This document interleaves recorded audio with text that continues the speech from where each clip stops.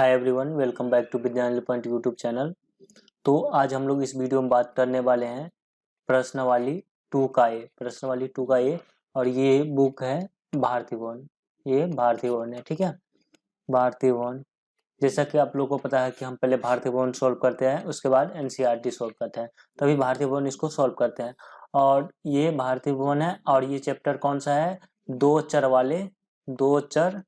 वाले कौन सा? रैखिक समीकरण युग्म, ठीक है ना। दो चर वाले रैखिक समीकरण युग्म, इसको इंग्लिश में बोलते हैं pair of linear equation in two variable. ये पार्ट 3 वीडियो होगा। पार्ट थ्री वीडियो में इसको हम क्या करेंगे? सॉल्व करेंगे। अगर पार्ट 2 और पार्ट 1 आप लोगों ने नहीं देखा है तो वहां जाके देख लेते हैं। मैं बता दूं पार्ट 1 में हम लोगों ने क्या किया है। पार्ट 1 में हम लोगों ने क्या किया है कि दो चर वाले रैखिक समीकरण होते क्या है उसको डिफाइन किया है, और साथ में जो कंडीशन जितने भी आपको इसमें यूज होंगे, इस चैप्टर में जितने भी कंडीशन यूज होंगे उस कंडीशन को उसमें याद कैसे करना है एक ट्रिक के साथ, वो उसमें बता दिया है। तो पार्ट 1 में ये है। और पार्ट 2 में जो है आपकी जो इसको सॉल्व करने की अलग अलग विधि होती है, लुप्तीकरण, प्रतिस्थापन, वर्ज गुणनखंड और बहुत सारे विधि होते हैं। तो वो विधि जो है सभी विधि पार्ट 2 में से क्या है। और पार्ट 3 वीडियो ये है जिसमें हम लोग अभी पढ़ रहे हैं। तो पार्ट 3 में हम लोग भारती भवन को सॉल्व करेंगे, ठीक है। अगर पार्ट 1 या पार्ट 2 में कोई प्रॉब्लम है तो ऊपर आई बटन या वीडियो डिस्क्रिप्शन या प्ले लिस्ट में जाकर आपको उसको चेकआउट कर सकते हैं।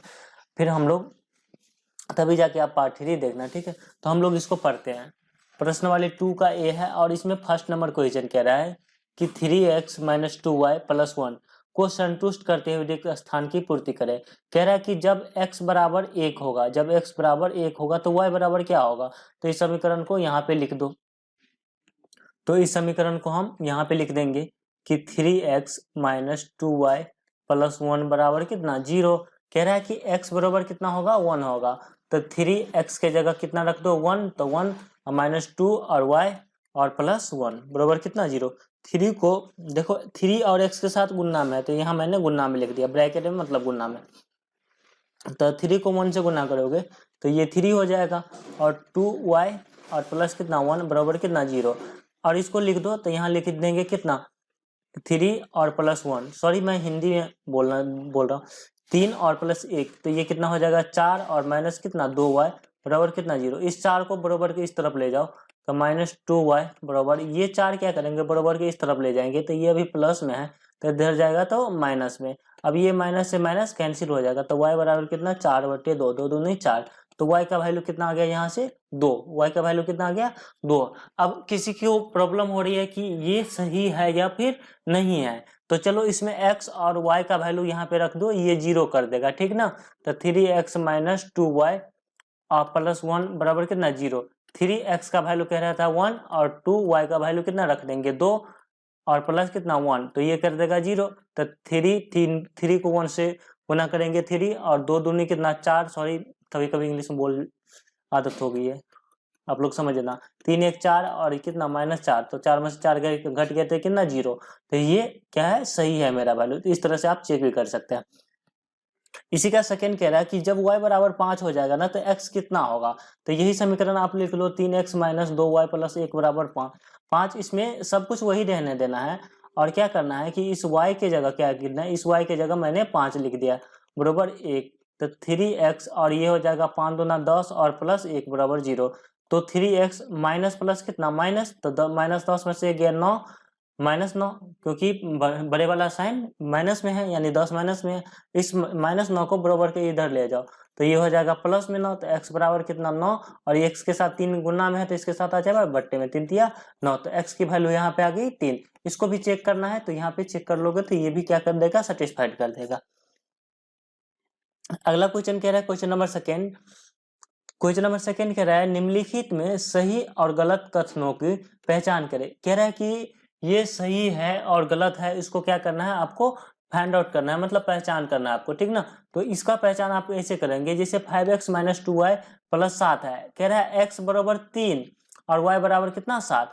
अगर इसमें x और y का वैल्यू रख दो, x और y का वैल्यू अब अगर आप दोगे, अगर ये इसके बराबर, यहाँ x का वैल्यू रखो और यहाँ y का वैल्यू, इसको सॉल्व करके बराबर जहाँ इतना अगर 7 दिए तो 7 आ जा रहा है, तो मतलब ये वैल्यू क्या है, सही है। अगर नहीं आ रहा है तो मतलब ये गलत है। तो यहाँ पे लिख देता हूँ 5x और माइनस 2y बराबर कितना 7, वैल्यू रखो तो 5 और x का वैल्यू कितना दिया है 3 और माइनस 2y का वैल्यू कितना दिया है 4, तो 4 रख देते हैं बराबर कितना 7। तो इसको गुना कर दो, तो 5 दिया कितना 15 और 4 दूना कितना 8 बराबर कितना 7। 15 में से 8 गया कितना 7 और बराबर 7, यानी दोनों तरफ 7 आ रहा है, मतलब ये कथन क्या है, एकदम सही है। तो इसको हम लिख देंगे ये क्या है, सही है। तो इसको मैंने सही लिख दिया। चलो ठीक है।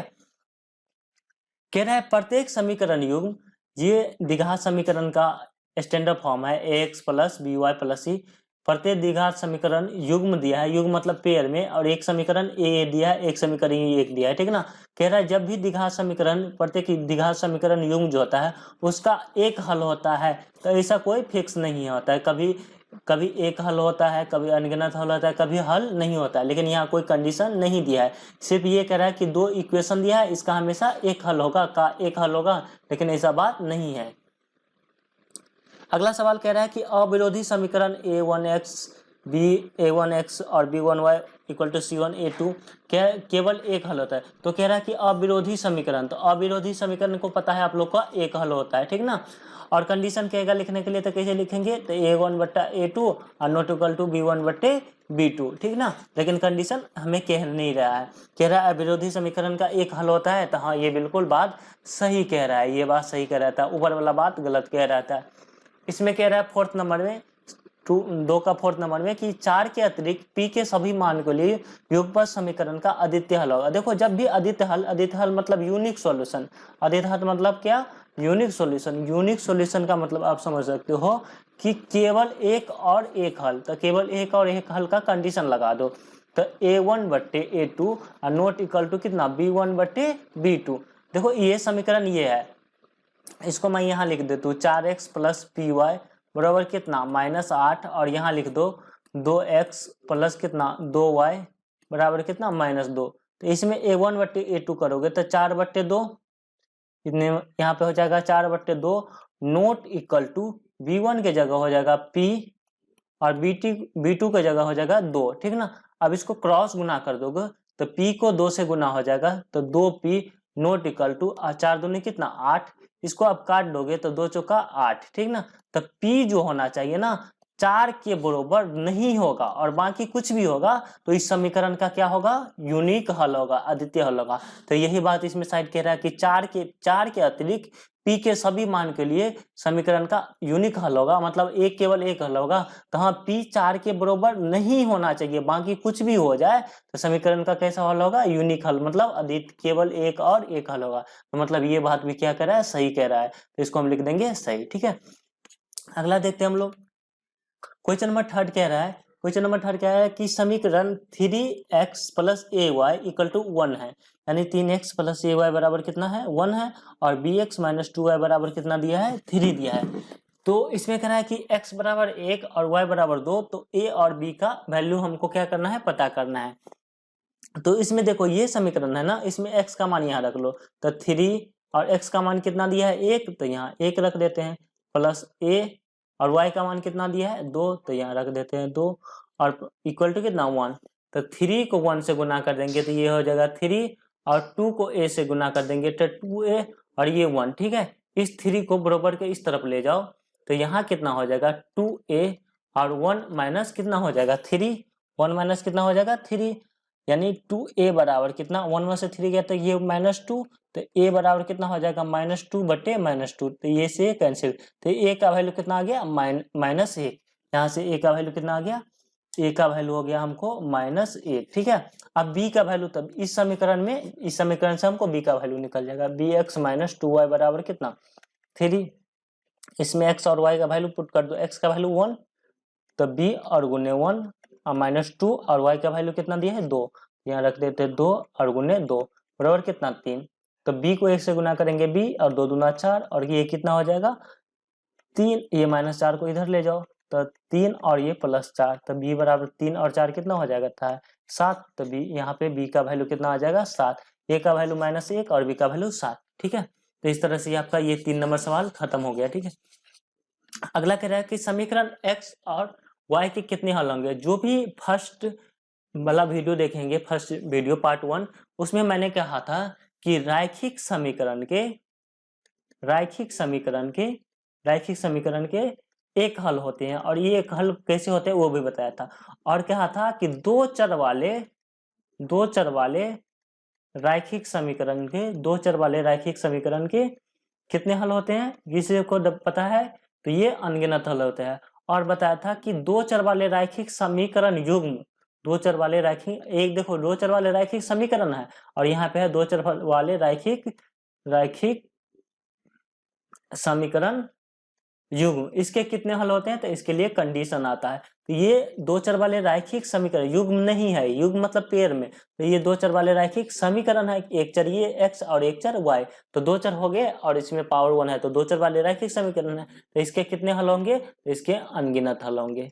इसके कितने हल होंगे, अनगिनत हल होंगे। ठीक है, 5 नंबर क्वेश्चन कह रहा है वो समीकरण जिसका केवल एक और एक हल हो, ऐसे समीकरण को क्या बोलते हैं, तो जिसका एक और केवल एक हल होता है उसको बोलते हैं हम अविरोधी समीकरण। ठीक है ना, इसको क्या बोलते हैं, अविरोधी समीकरण।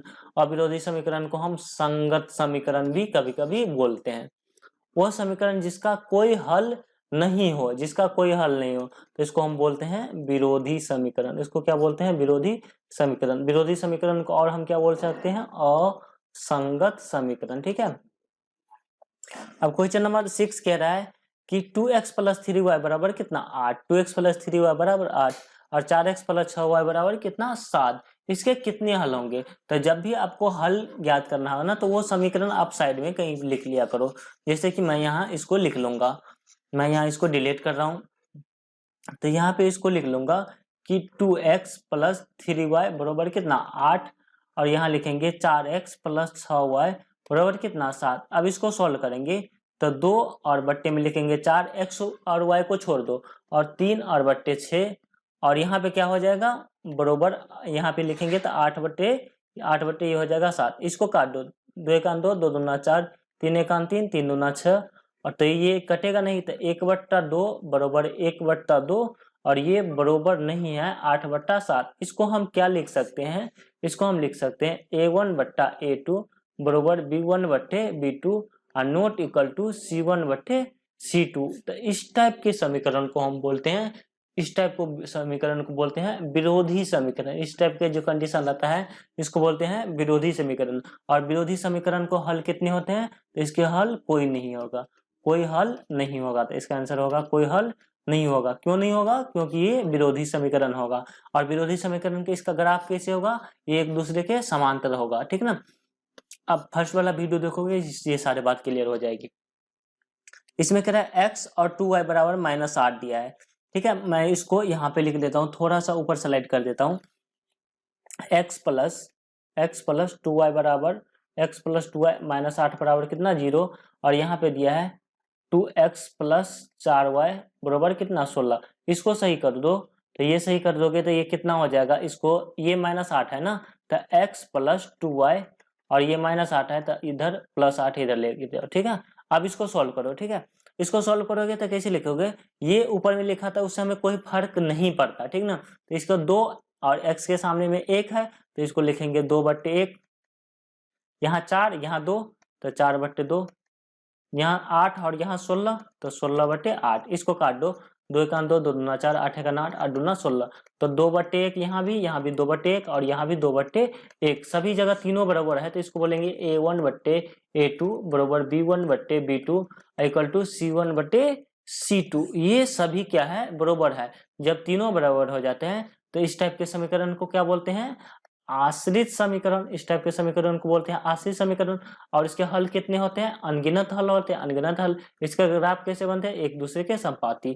ठीक है, तो इसके कितने हल होंगे, तो इसके हल हो जाएंगे अनगिनत हल, इसके अनगिनत हल हो जाएंगे। अब ये लास्ट है, लास्ट क्वेश्चन है, इसको भी सोल्व कर देते हैं। तो ये देखो ये कितना है, या मैं यहाँ पे इसको सोल्व कर देता हूँ। यहाँ पे आप इतना में कर देंगे, तो 2x + 3y बराबर कितना है, 7, और 6x + 5y बराबर कितना, 8। ठीक ना, तो इसको लिखेंगे 2/6 और बराबर कितना 3/5। देखो 2/6 के इसको काट दो, 2 एक 2 2 तिया 6, तो 1/3 के बराबर नहीं है 3/5। तो जब पहले ही बराबर नहीं होता तो इसको बोलते हैं A1/A2 not equal to B1/B2। जब इस टाइप का आ जाए तो उसको बोलते हैं हम अविरोधी समीकरण। इसको क्या बोलते हैं? अविरोधी समीकरण, ठीक ना। और अविरोधी समीकरण के कितने हल होते हैं? एक और केवल एक हल होते हैं, ठीक ना। तो इसके पूछ रहा है कितने हल होंगे, तो लिखेंगे एक और केवल एक। ध्यान देना ये क्वेश्चन 2009 में पूछा गया था बिहार बोर्ड में, और ये सीबीएसई में 2009 में पूछा गया था। अब क्वेश्चन नंबर 7 है। क्वेश्चन नंबर 7 कह रहा है कि ये समीकरण है A1x B1y और C1, और दिया है एक समीकरण A2x B2y और C2 plus C2 equal to 0।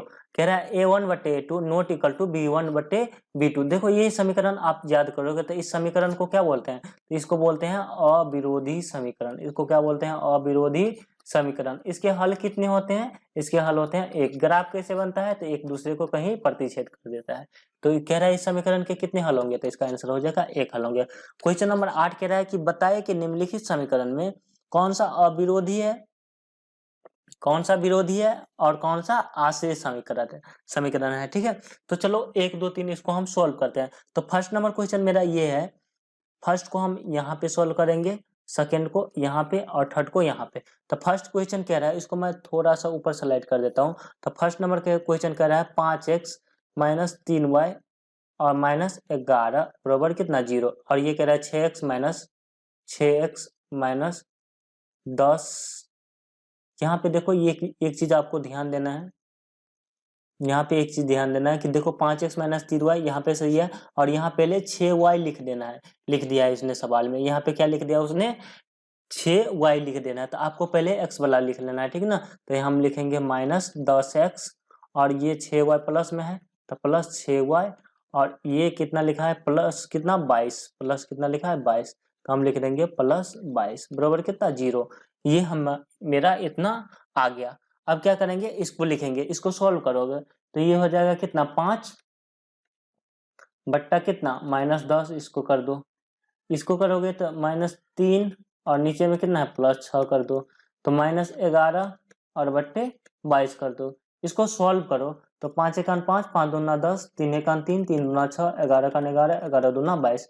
तो 1 बट्टा -1 और -1/2, और ये भी -1/2, ठीक ना। अब एक माइनस है तो माइनस ऊपर लगा लो नीचे लगा लो, इससे कोई फर्क नहीं पड़ता। देखो इसमें क्या होगा, ये भी बरोबर, ये भी बरोबर, ये भी बरोबर, तीनों बरोबर। तो इसको लिखेंगे A1/A2 B1/B2 और क्या लिखेंगे C1/C2। जब तीनों समीकरण बराबर रह जाते हैं तो इसको हम बोलते हैं आश्रित समीकरण। इसको क्या बोलते हैं? आश्रित समीकरण। अगर इसमें पूछता है इसके कितने हल होंगे, तो इसके अनगिनत हल होंगे। इसके पूछता अगर इसका ग्राफ कैसा होगा, तो एक ग्राफ के ऊपर दूसरा इसका लकीर आ जाता है, ठीक है। अभी हम ये सॉल्व कर देते हैं। ये सॉल्व कर रहे हैं, ये कह रहा है 2r माइनस 3s बराबर 2r माइनस 3s बराबर कितना दिया 8। अब ये कह रहा है 4r माइनस 6s बराबर कितना दिया है 9। तो इसको r और s को छोड़ दो, तो r और s को छोड़ कर इसको लिखेंगे तो 2/4, तो 2/4 बराबर -3 और बट्टे 6, तो -3 और बट्टे 6 लिख दिया, और बराबर 8/9। इसको सॉल्व करो तो ये -3 और बट्टे -6 माइनस माइनस काट दो, 2 1 2, 2 दूना 4, 3 1 3, 3 दूना 6, तो 1/2 बराबर 1/2, और बराबर नहीं है किसके? 8/9 के। तो इसको लिखेंगे A1/A2 बराबर है ये, और ये बराबर है तो इसको लिखेंगे B1/B2। ये बराबर नहीं है तो बराबर नहीं C1/C2। तो जब लास्ट में बराबर नहीं आता है तो ऐसे समीकरण को बोलते हैं हम विरोधी समीकरण। ऐसे समीकरण को विरोधी समीकरण। इसके कितने हल होते हैं? तो इसके एक भी हल नहीं होते हैं, ठीक ना। अगर इसमें कह रहा है कि इसका ग्राफ कैसे बनेगा, तो इसका ग्राफ एक दूसरे के पैरेलल होगा। लेकिन हमें पूछ रहा है कि ये समीकरण कैसा होगा, तो ये समीकरण जो होगा विरोधी समीकरण होगा। अब क्वेश्चन नंबर 3 कह रहा है कि 3/2l और 5/3m बराबर 7, ठीक है। अब ये कह रहा है कि 9l माइनस 10m बराबर कितना 14, ठीक है ना। अब क्या करोगे, जब इस टाइप के सवाल में ना आप ज्यादा मैक्सिमम से मैक्सिमम लोग क्या करेंगे, गलती कर देते हैं। तो गलती आपको नहीं करना है, तो क्या लिखना है 3/2, और यहाँ कितना है 9, तो 9, 9 के बट्टे में देखो 3 के बट्टे में 2 था, लेकिन 9 के बट्टे में कुछ नहीं है, तो 9 के बट्टे में 1 लिख लो। अब इसको यहाँ पे इतना ध्यान रखना, ठीक है। अब बरोबर लिख लो 5/3, 5 के बट्टे में 3 था, अब -10 लिख लें था, 10 के बट्टे में कुछ नहीं है, तो -10/1। देखो 5 रहता और यहाँ अगर लिखता 10/3 तो हम लिखते 5/1 और तब लिखते 10/3। ऐसा क्यों? क्योंकि 5 के बट्टे में कुछ नहीं है, तो जिसके बट्टे में कुछ नहीं है उसके नीचे देना होता है, और 10/3 है तो इसको लिखेंगे 10/3, ठीक ना। ये बात ज्यादा से ज्यादा लोग गलती करते हैं, और यही मैं इसको क्लियर करने की कोशिश कर। देखो 3/2 है, अभी तो ऊपर में है तो गलती होने की चांस ही नहीं है। अगर नीचे में आता ना ये बट्टे, तब ज्यादा लोग गलती करते। 3/2 यहाँ 9 है, 9/1, 5/3 और यहाँ -10 है तो -10/1, और इसको 7/14 ये रहने देते। ये तो इसमें 3 आ ही नहीं रहा है। जब ये नंबर 4 में आ जाता है ना, तो हमने ये एक ही चीज देखा है कि नीचे वाला नंबर क्या हो जाता है, ऊपर हो जाता है। तो नीचे वाला नंबर कर दो ऊपर, तो 3/2 और ये 1 को कर दो ऊपर और इस 9 को कर दो नीचे, बरोबर 5/3, ये 1 कर दो ऊपर, ये 1 कर दो ऊपर और ये -10 कर दो नीचे, और 7/14 लिख दिया। इसको काट के 7 1 7, 7 2 14, 1/2। अब इसको काट दो, 3 1 3, 3 3 9, यानी 1/6 हो गया ये। 3 1 3, 3 3 9, 1/6, और इसको काटेंगे तो 5 का 5, 5 2 10। देखो और इसको काटेंगे तो 1 और ये 3 2 6, तो ये हो गया -6। देखो 1/6 यहाँ भी है और 1/6 यहाँ भी है, लेकिन देखना ये गौर से, ये प्लस में है और ये माइनस में है, तो ये दोनों एक दूसरे के बरोबर नहीं हुआ। अगर ये एक माइनस यहाँ है और एक माइनस यहाँ भी रहता तो ये बरोबर होता। तो A1/A2 और नॉट इक्वल टू B1/B2, यानी इस टाइप के समीकरण को हम क्या बोलते हैं? इस टाइप के समीकरण को बोलते हैं अविरोधी समीकरण। इसको क्या बोलेंगे? अविरोधी समीकरण। इसके कितने हल होंगे? एक हल होंगे। इसका ग्राफ कैसे बनेगा? ये एक दूसरे को क्या करेंगे? कहीं पे प्रतिच्छेद कर देंगे, ठीक ना।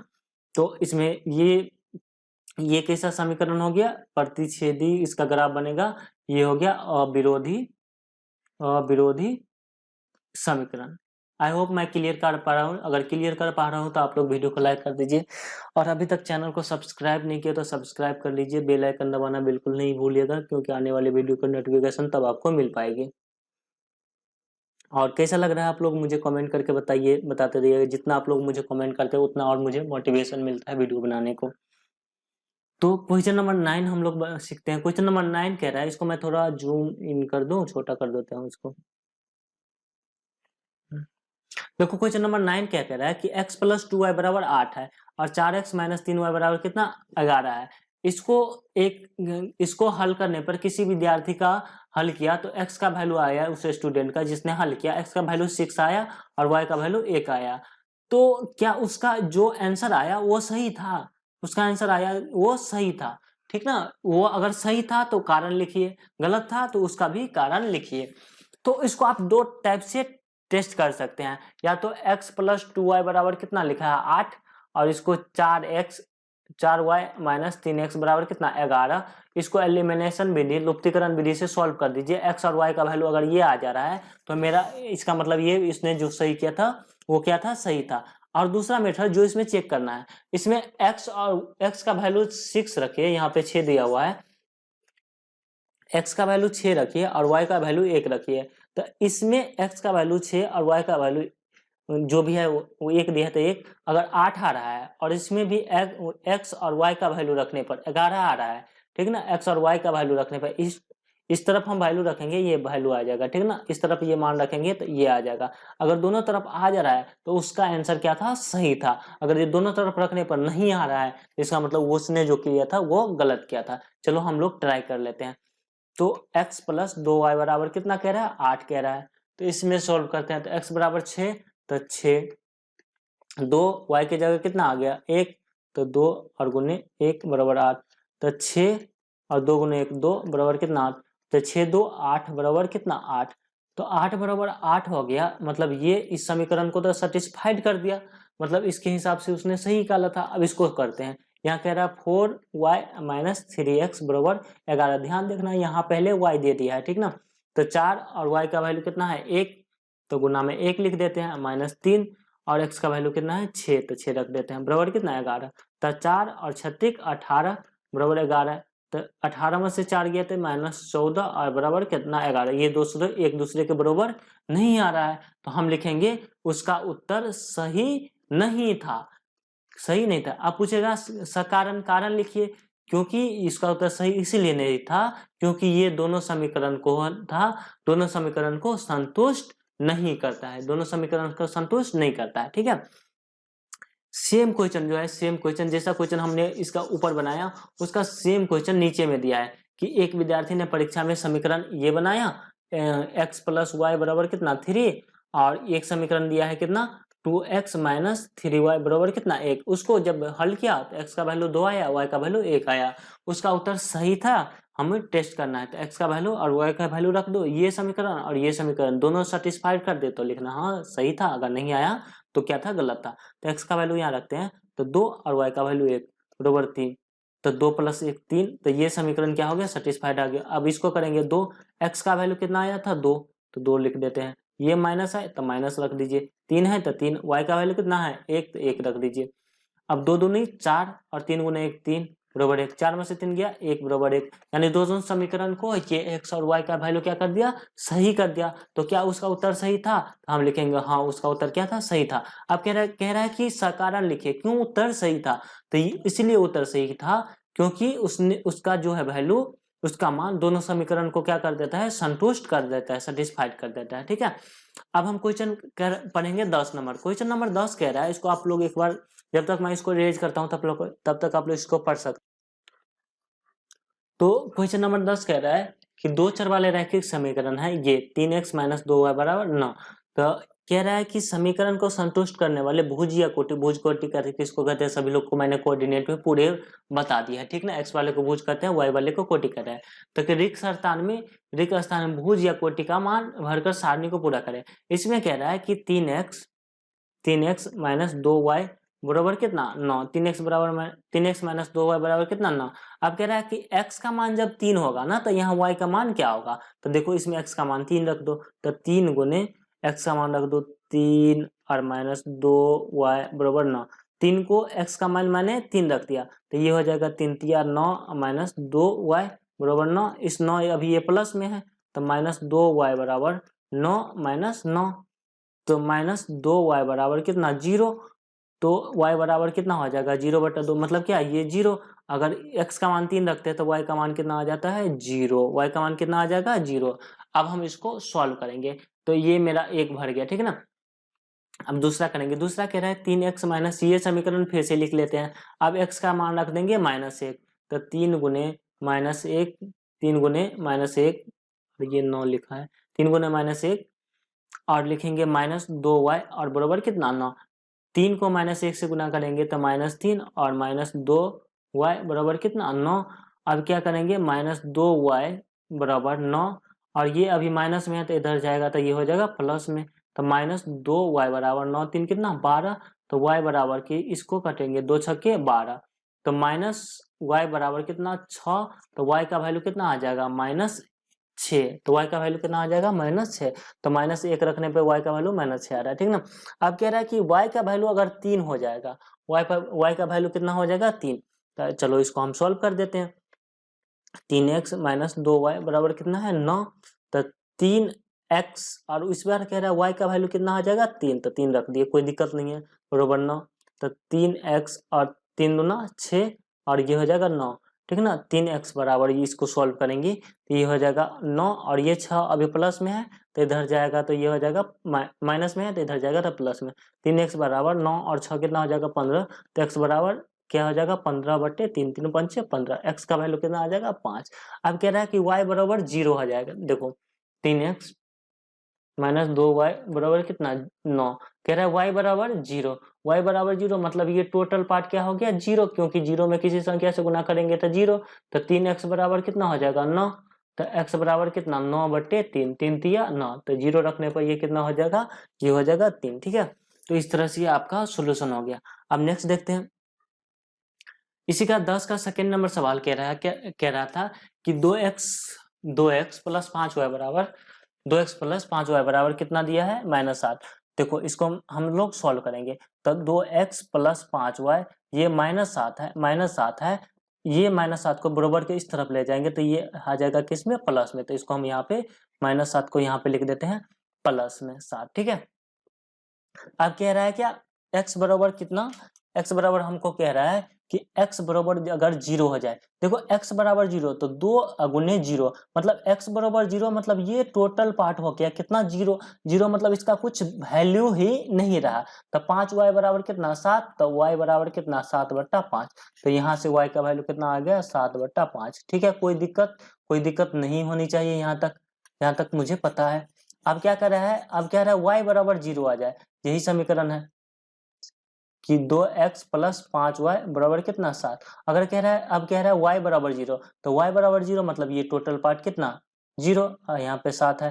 तो x बराबर कितना हो जाएगा, x बराबर हो जाएगा यहाँ पे 7/2। तो x बराबर यहाँ पे हो जाएगा 7/2। अब कह रहा है कि x बराबर 1 होगा तो इसका वैल्यू कितना होगा। तो चलो इसको मैं फिर से सॉल्व कर देता हूँ, कोई दिक्कत है ही नहीं इसमें, कि 2x प्लस 5y और -7, 2 सॉल्व करना है। मैं 2 एक बार ही लिख देता हूँ, बार बार मिटाने से अच्छा रहेगा। एक कह रहा है कि x का बराबर 1 हो जाएगा, तो 2 गुने x की जगह 1 और 5y बराबर कितना, 7। 5y बराबर 7 और ये 2 गुने 1 तो 2, तो 2 इधर प्लस में है, इधर आ जाओ तो हम ये माइनस में। तो 5y बराबर 7 में से 2 गया 5, 5 से 5 कैंसिल, तो y का वैल्यू कितना आ जाएगा, 1। 1 रखने पर इसका भी वैल्यू कितना आ जाएगा, 1 आ जाएगा। अब कह रहा है y का वैल्यू -1 रख के दिखाओ, तो 2x प्लस ये हो जाएगा कितना, -1 और बराबर कितना हो जाएगा, 7। ये बराबर कितना हो जाएगा, 7। अब इसको सॉल्व करेंगे तो 2x बराबर ये हो जाएगा कितना, -5 गुने 1 तो -5 बराबर कितना, 7। तो 2x बराबर 7 और ये -5 इधर करेंगे प्लस, तो 2x बराबर कितना, 7 5 12, 2 छक्के 12। तो x वैल्यू कितना हो जाएगा, 6। x का वैल्यू आ जाएगा यहाँ पे 6, ठीक है। तो 10 का सेकेंड नंबर क्वेश्चन हम लोगों ने यहाँ तक क्या कर लिया। गाइस मुझे पता है कि वीडियो थोड़ी लंबी हो रही है, फिर भी मैं इसको जल्दी से कर दूंगा 11 नंबर को। तो हम 12 को क्या करेंगे, अगले चैप्टर में सॉल्व करेंगे। 12 से अलग कोई टाइप के क्वेश्चन है, फिर भी आप लोग देख लेना, ठीक है। ये कह रहा है क्वेश्चन नंबर कह रहा है x प्लस 2y बराबर 9 प्राकृतिक संख्या के समूह के लिए हल लिखे। प्राकृतिक संख्या मतलब गिनती की संख्या, प्राकृतिक संख्या मतलब क्या होता है, गिनती की संख्या। गिनती की संख्या मतलब 1 2 3 4 5 6, ठीक ना। इसका मतलब ये कहने का है कि x और y का वैल्यू बट्टे में नहीं आना चाहिए। जैसे ये 7/5 7/2 आ गया तो ये सब नहीं आना चाहिए, ठीक ना। तो x प्लस 2y बराबर कितना दे रही है, 9। x प्लस 2y बराबर दे दिया है 9, ठीक ना। इसको यहाँ पे हम एक बॉक्स बना देते हैं,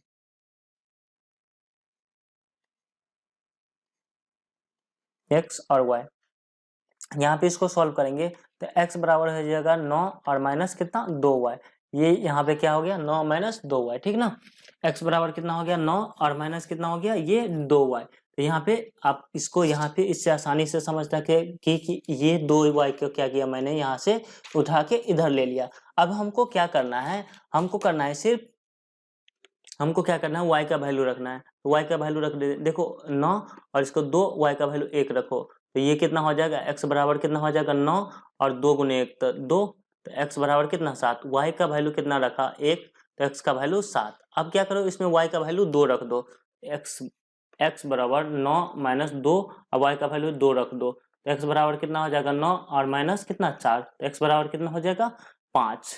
तो 2 रखने पर कितना आ गया, 5 आ गया। इसी तरह आप 3 रख दो, तो 3 रखोगे तो ये कितना आ जाएगा, 3 रखोगे तो ये भी कितना आ जाएगा, 3 ही आ जाएगा। 3 रखोगे तो कितना आ जाएगा, 3 आ जाएगा। 4 रखोगे तो ये वैल्यू कितना आ जाएगा, 1 आ जाएगा।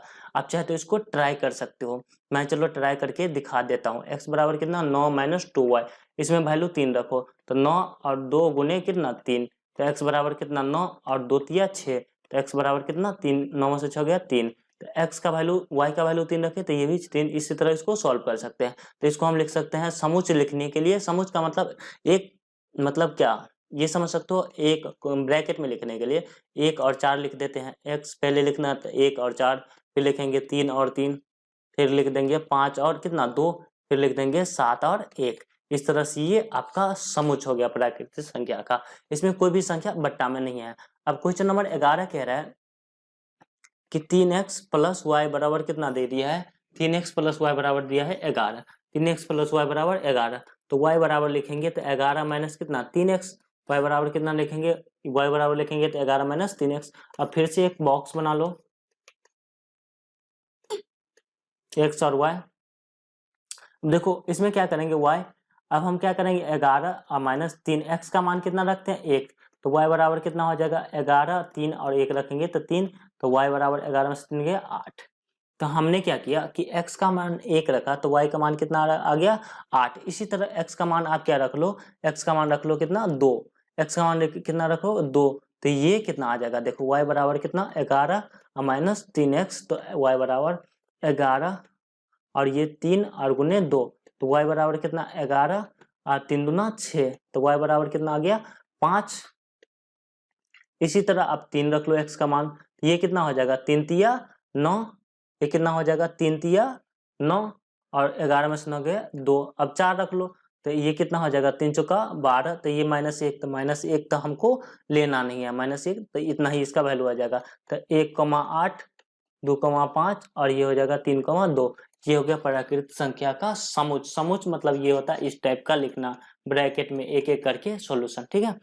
तो यही था हम लोग का आज वीडियो क्वेश्चन 11 तक।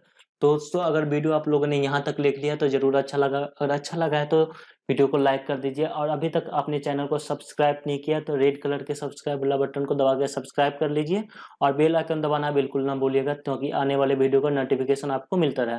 और हाँ, हमसे जुड़ने के लिए और कोई भी अपना क्वेश्चन देखने के लिए हमारा सोशल साइट जुड़ सकते हैं, सभी जगह आपको एक ही लिंक मिलेगा विद्यांजलि पॉइंट। और हमसे डायरेक्ट जुड़ने के लिए, डिस्कशन करने के लिए और क्वेश्चन भेजने के लिए टेलीग्राम पे जरूर जुड़िएगा, टेलीग्राम का भी लिंक डिस्क्रिप्शन में है। और आपके लिए ऑब्जेक्टिव जो क्वेश्चन होते हैं, आपके ऑब्जेक्टिव क्वेश्चन और सब्जेक्टिव क्वेश्चन, VBI क्वेश्चन, इसके लिए सोल्यूशन आपको मिल जाएगा हमारा वेबसाइट पे www.vidyanjalipoint.com पे, ठीक है।